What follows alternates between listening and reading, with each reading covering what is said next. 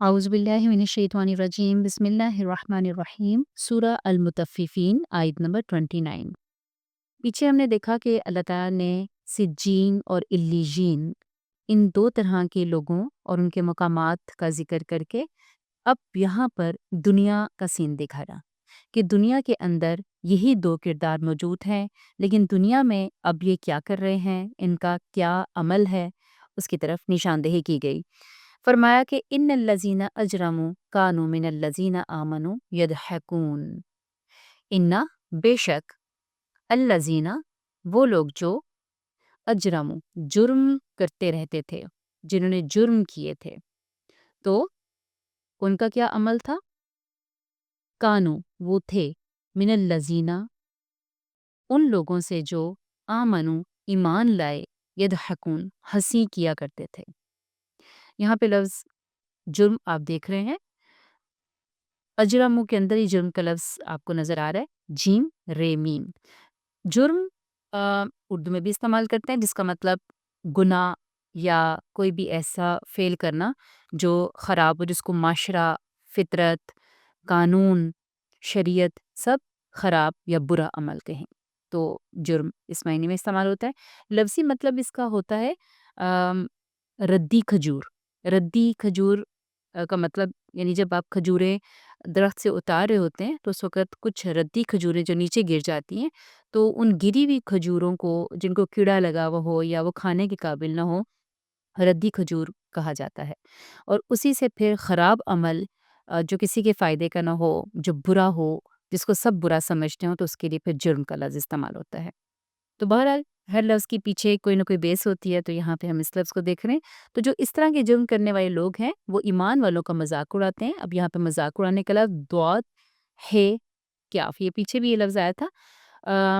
اس کا مطلب ہوتا ہے ہنسنا، یعنی ایک تبسم ہوتا ہے جو مسکراہٹ ہوتی ہے، اور اس سے جو اگلا درجہ ہوتا ہے ہنسنا، جس میں کہ آپ کے دانت بھی ظاہر ہو رہے ہوتے ہیں، تو اس کے لیے یہ لفظ آتا ہے۔ لیکن دہک کا لفظ عام ہنسنے کے لیے بھی آتا ہے، یعنی جیسے عام طور پہ انسان ہنستا ہے، لیکن یہاں پر اپنے کانٹیکسٹ کے اعتبار سے اس کا مطلب ہے کسی کا مذاق اڑاتے ہوئے ہنسنا۔ اب یہ لوگ کیا کر رہے ہیں؟ جو مجرم لوگ ہیں یہ ایمان لانے والوں کا مذاق اڑا کے ہنس رہے ہیں۔ اچھا، اب یہاں پہ یہ کیوں ہوتا ہے؟ مجرم لوگ ایمان والوں کا، درست رستے پہ چلنے والوں کا مذاق کب اڑاتے ہیں؟ یہ آپ دیکھیں تو اس کے پیچھے جو ریزن ہوتی ہے وہ یہ ہوتی ہے کہ جب مجرم لوگ کسی سٹیٹس میں ہوں اور ایمان والے کم بھی ہوں یا ان سے کم سٹیٹس کے ہوں، مجرم لوگ زیادہ تعداد میں ہوں، ان کا انفلوئنس ہو، وہ صاحب اقتدار ہوں، ایلیٹ کلاس ہوں، اپر ہینڈ ہو ان کا، تو پھر وہ کیا کرتے ہیں؟ وہ نیکی کو، خیر کو دبانے کی کوشش کرتے ہیں، اور اس کے لیے پھر وہ مختلف ہیلے بہانے تلاش کرتے ہیں۔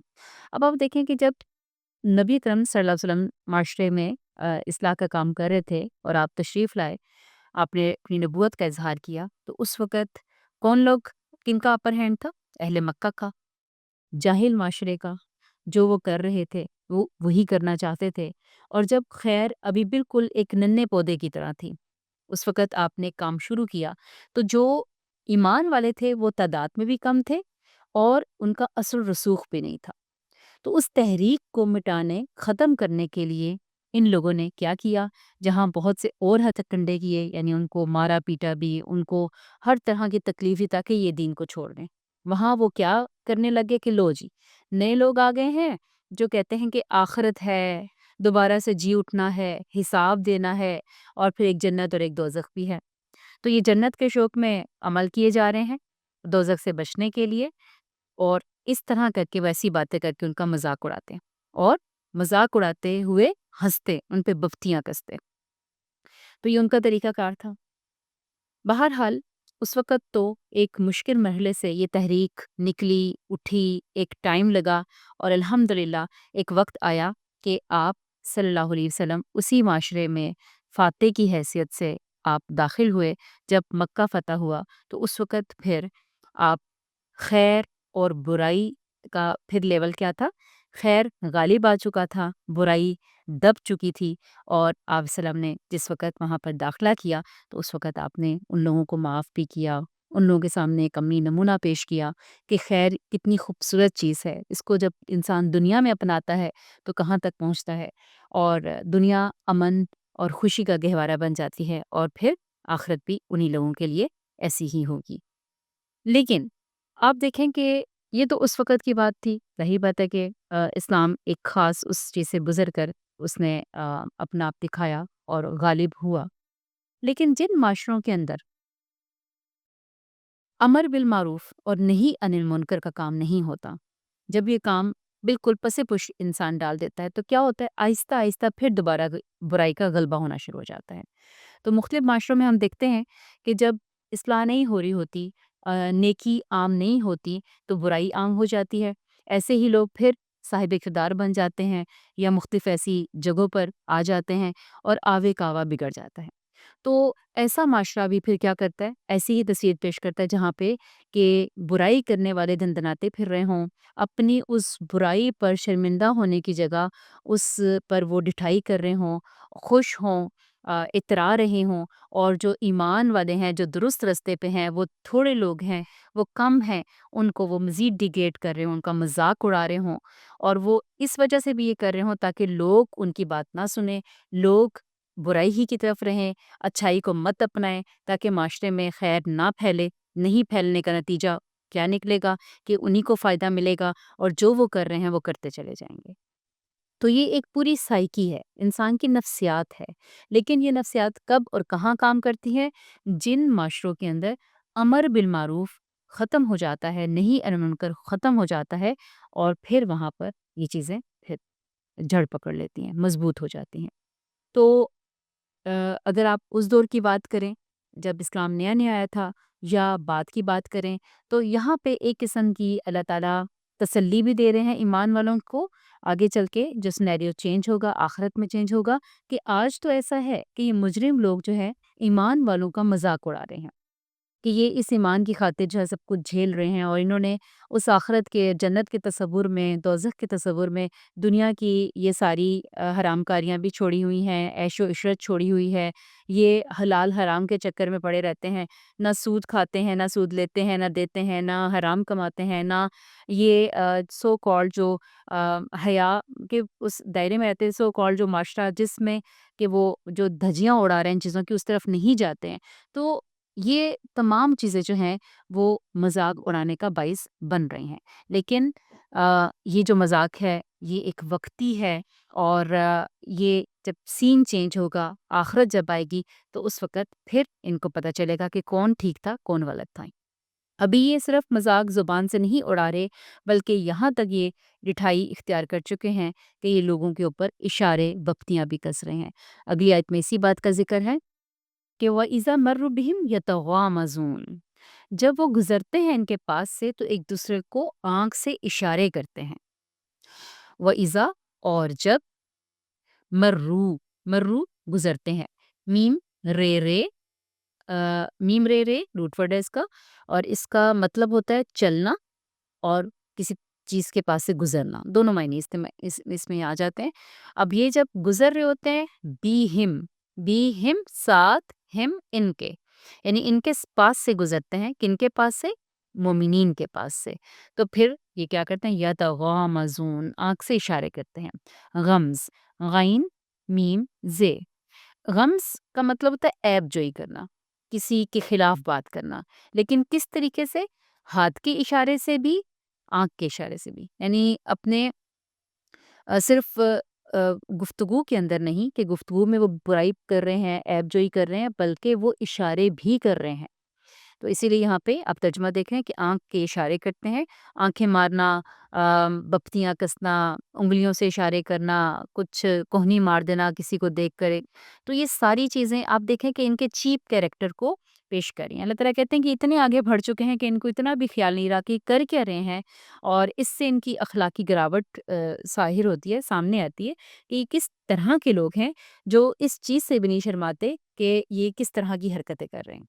مومنوں کو دیکھتے ہیں تو ان کا مورال ڈاؤن کرنے کے لیے، ان کو لیٹ ڈاؤن کرنے کے لیے یہ اشارے بپتیاں کستے ہیں، تاکہ وہ لوگ جو ہیں وہ اپنے عمل پر کانفیڈنٹ نہ رہیں، ان کی استقامت شیکی ہو جائے، وہ اپنے رستے سے ہٹ جائیں، ان کا صبر کا بھی پیمانہ لبریز ہو جائے، وہ کہیں کہ نہیں بھی اب ہم سے مزید نہیں ہو سکتا، کیونکہ ہر انسان کا ایک اسٹیمنا ہوتا ہے۔ تو یہ ان کا اسٹیمنا ٹیسٹ کرتے ہیں۔ یہ کہتے ہیں کہ کچھ ایسا کرو کہ یہ اپنی راہ سے بھی ہٹ جائیں، ہماری راہ پر آ جائیں، تاکہ ہمارے لیے بھی سب کچھ کرنا مزید آسان ہو جائے۔ تو اس میں مومن کی بھی آزمائش ہے ساتھ ساتھ، کہ ایک مومن کو اتنا ہلا دیا گیا، اتنا پریشان کیا گیا، اتنی اذیتیں دی گئیں، اتنی مشکلات اس نے اٹھائیں کہ انسان ایک طرف کہتا ہے کہ بس وہ اس سچویشن سے نکل جائے، وہ بس جو ہے ودرا کر دے، لیکن دوسری طرف کیا ہے کہ اگر وہ اس پہ استقامت اختیار کرتا ہے تو پھر اس کا انتظار، جو مرتبے، جو درجات کر رہے ہیں، وہ جب ان کو دیکھے گا، جب ان کو پائے گا، تو پھر وہ خوش ہو جائے گا کہ جو اس نے صبر کیا تھا ان سب کی اذیتوں پہ، تو کتنا بہترین بدلہ ملا۔ تو آپ یوں سمجھے کہ حق اور باطل کی کشمکش یہ ہمیشہ رہتی ہے، اچھے برے انسان کی کشمکش یہ ہمیشہ رہتی ہے۔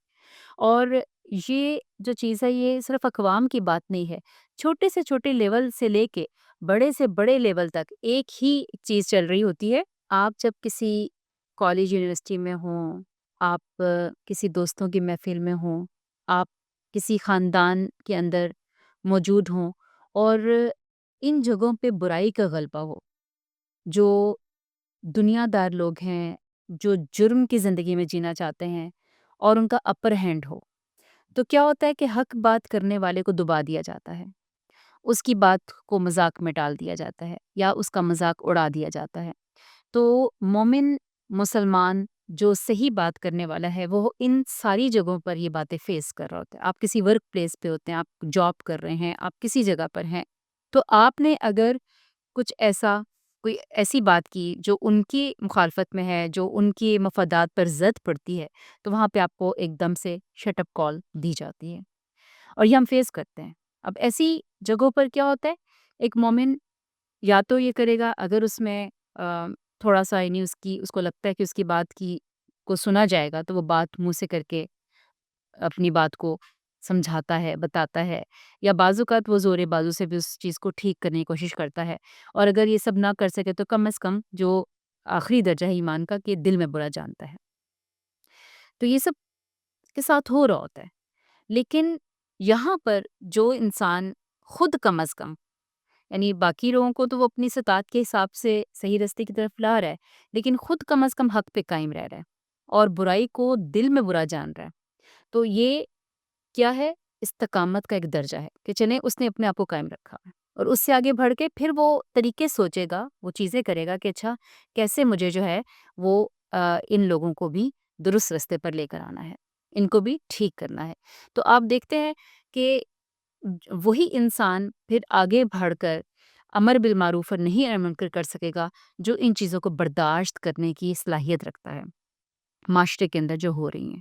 اور پھر آپ ذرا اس سے بڑے لیول پر چلے جائیے، کہ ایک تو یہ ہے کہ جو آپ کو اپنے گلی محلے، اپنے ورک پلیس پہ، اپنی کالج یونیورسٹی، اپنے خاندان، اپنے دوست احباب میں چیزیں سہنی پڑ رہی ہیں، لیکن آپ حق پر قائم ہیں، بہت بڑی بات ہے۔ انڈیویجولس کی سمجھنے کے اس کے اندر آزمائش ہو رہی ہوتی ہے۔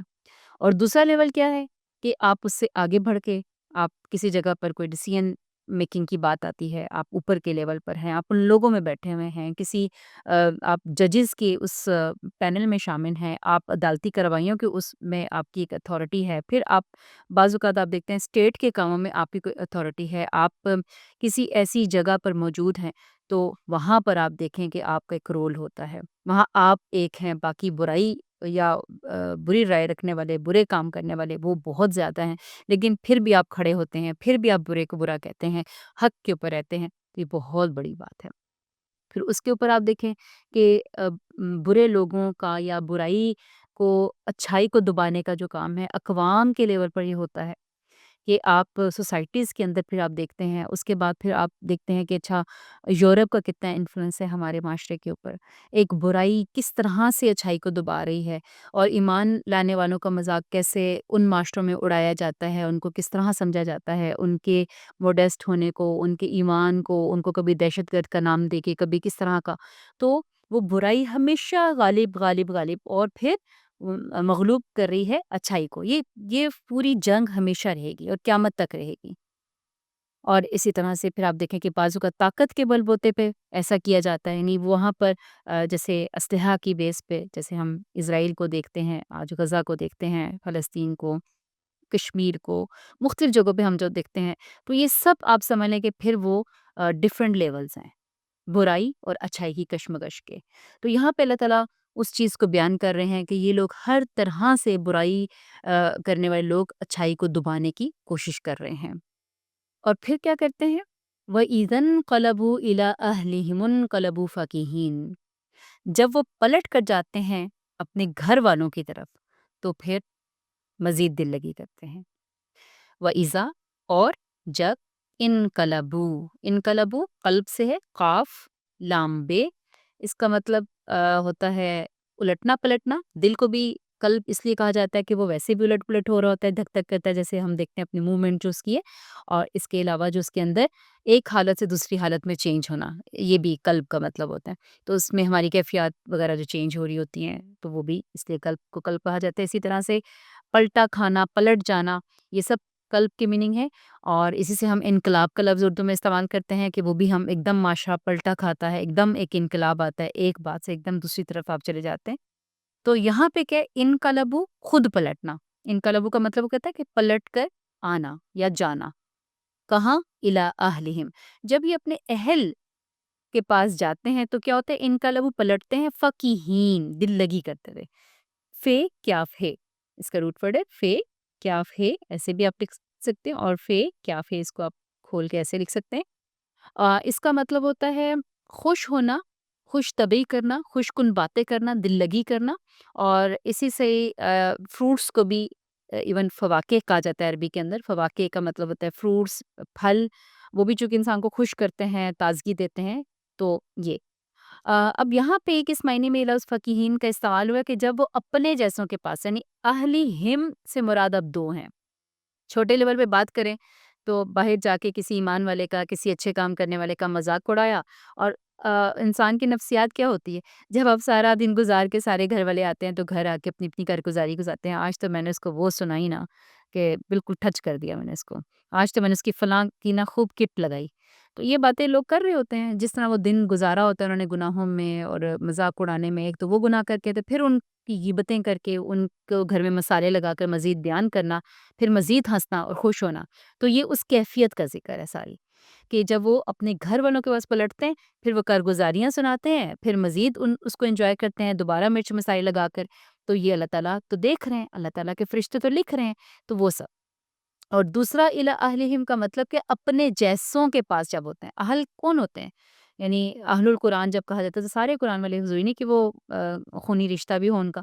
تو جو جس طرح کا ہوتا ہے اس طرح کے اپنے دوست احباب، جو اپنے ہی مزاج کے، اپنے ہی طور طریقے کے لوگوں کو کیا کہا جاتا ہے؟ اہل کہا جاتا ہے. تو جب اپنے اپنے اہل و عیال کے پاس جاتے ہیں، اپنے جیسوں کے پاس جاتے ہیں تو پھر وہ مذاق اڑاتے ہیں. چھوٹے لیول پہ آپ کر لیں، بڑے لیول پہ کر لیں، کہ جب مسلمانوں کے ساتھ کچھ برا کرتے ہیں اور کہتے ہیں اچھا جی دیکھو ہمارے اس میں آ گئے، چال میں خود ہی آ گئے اور دیکھا ہم نے ان کو کیسے دبا لیا.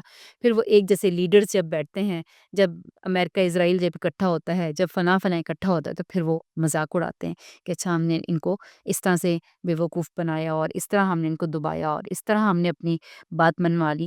تو یہ سب چکر جو ہے وہ مختلف طرح سے چل رہے ہیں.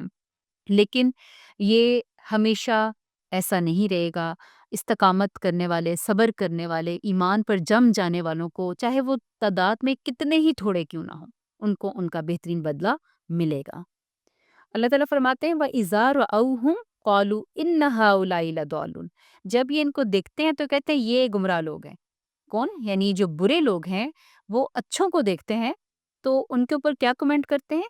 وَإِذَا رَأَوْهُمْ، جب ان کو دیکھتے ہیں قالو کہتے ہیں اِنَّ بے شک ہَٰؤُلَاءِ یہ جو لوگ ہیں لَضَالُّونَ. لا کا مطلب ہے کہ یقیناً، البتہ ضالون گمراہ ہے. ضلالہ یہ پیچھے بھی لفظ ہے. ضلالہ کا مطلب کیا ہوتا ہے؟ گمراہ ہونا، حق کے رستے سے ہٹ جانا. اب عجیب بات ہے کہ خود جو گمراہ لوگ ہیں وہ دوسروں کو گمراہ کہیں تو کیسا لگتا ہے؟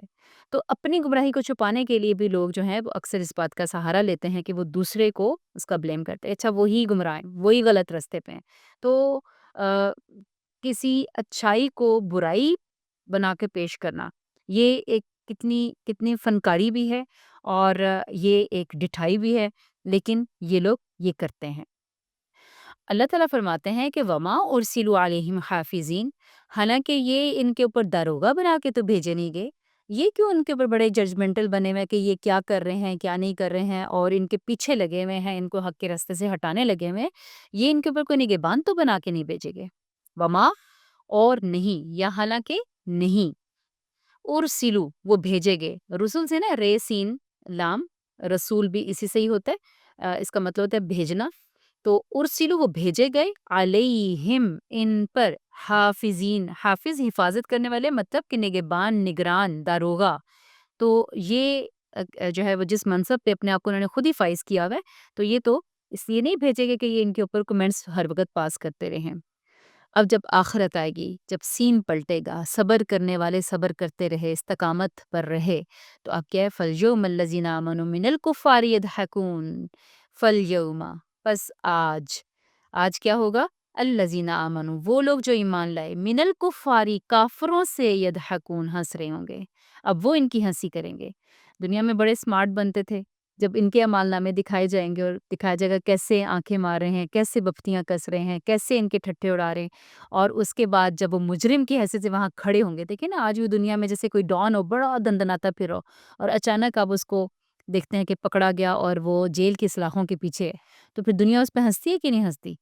اور وہ کہتے ہیں اچھا بڑا بنتا تھا نا، بڑا اپنے آپ کو کچھ سمجھتا تھا، اچھا وہ اب ذرا سلاخوں کے پیچھے سڑے۔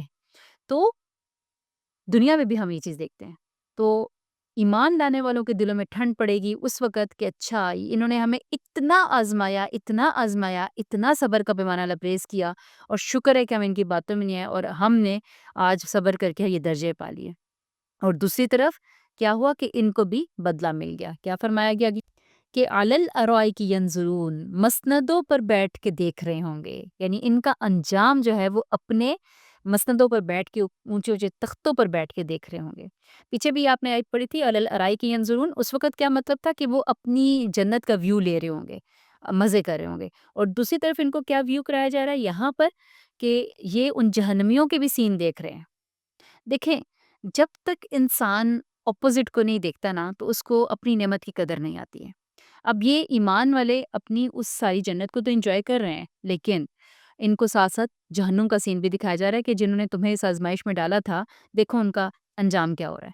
تو ایک تو ان کا انجام دیکھیں گے، اور دوسرا وہ ان کے دل میں اپنی اس چیز کی قدر پیدا ہوگی کہ ہم نے جو صبر کر لیا تھا اس وقت ہمیں بہت مشکل لگ رہا تھا صبر کرنا اور حق کے اوپر قائم رہنا، لیکن آج جو ہے ہمیں یہ فائدہ ہوا کہ ہم اس برے انجام سے بچ گئے۔ اگر ہم ان کی باتوں میں آ جاتے تو آج ہم بھی ان کے ساتھ ہی ہوتے، تو وہ ان کو ویو کرایا جائے گا۔ تو کہا جاتا ہے نا کہ تعرف الاشیاء من ازدادها، کہ جو چیزیں ہیں وہ اپنے اپوزٹ سے پہچانی جاتی ہیں۔ جب تک اندھیرا کسی نے نہ دیکھا تو اسے روشنی کی قدر نہیں آتی، ٹھنڈا محسوس نہ کیا ہو تو گرم، جو سردیوں میں ہم دیکھتے ہیں نا گرم کمرہ، گرم چیز، تو اس کی قدر نہیں آتی۔ تو انسان کو نعمتوں کی قدر تب آتی ہے جب اس کو اس کے اپوزٹ پتہ ہو۔ تو یہاں پر بھی اس وجہ سے بھی ان کو یہ سین دکھایا جائے گا، اور اس وجہ سے بھی کہ وہ دیکھیں کہ ان کے خلاف یہ سب کرنے والے آج کس انجام کو پہنچے، جو اپنے آپ کو بہت ہی اسمارٹ کہتے تھے۔ اب یہ لوگ کہیں گے کہ حل ثوب الکفار ما کانوا یفعلون، حل کیا، ثوب بدلہ دیے گئے، بدلہ مل گیا، الکفار، الکفارو کفار کو، ما کانوا یفعلون، جو وہ عمل کرتے تھے، کیا ان کو مل گیا وہ بدلہ؟ اب یہ بدلہ یہاں پہ ثوب کا لفظ ہے، بڑا ہی اہم یہ لفظ ہے، سے واؤ بے اس کا روٹ ورڈ ہے۔ اس کا مطلب ہوتا ہے کہ اپنے اصل کی طرف پلٹنا، یا اپنے اصل مقصود کی طرف پلٹنا، یہ دونوں معنی اس میں ہوتے ہیں، تو پلٹنے کے میننگ میں ہوتا ہے۔ تو یہاں پہ اسی لیے اس کا مطلب آپ کیا پڑھتے ہیں، بدلہ۔ ثواب کا لفظ ہم اردو میں دیکھتے ہیں، ثواب بھی کیا ہوتا ہے کہ جیسا نیک عمل کیا تو پھر اس کا ویسا ہی اس کا اصل بدلہ پایا، جیسی اصل نیکی تھی، خوبصورت نیکی تھی، دنیا میں نہیں بھی ملا تو آخرت میں اس کا اصل ثواب یا اصل بدلہ مل گیا۔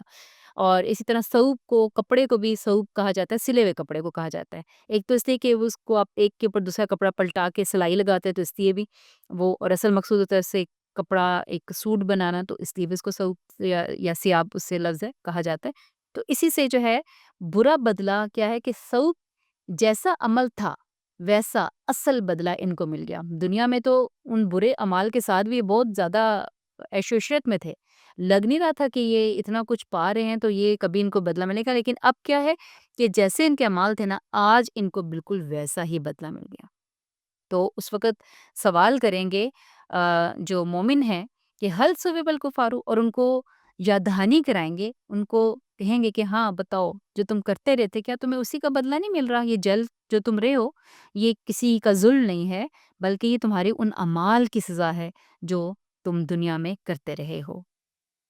تو ان آیات کا پیغام یہ ہے کہ ایمان لانے والوں پر صبر کی آزمائش ضرور آئے گی، لوگ ان کے لیے آزمائش بنیں گے، لیکن وہی انسان کامیاب ہوگا جو استقامت اختیار کرے اور راہ حق کو اختیار کیے رکھے، اور پھر انشاءاللہ وہ آخرت میں بہترین انجام پائے گا۔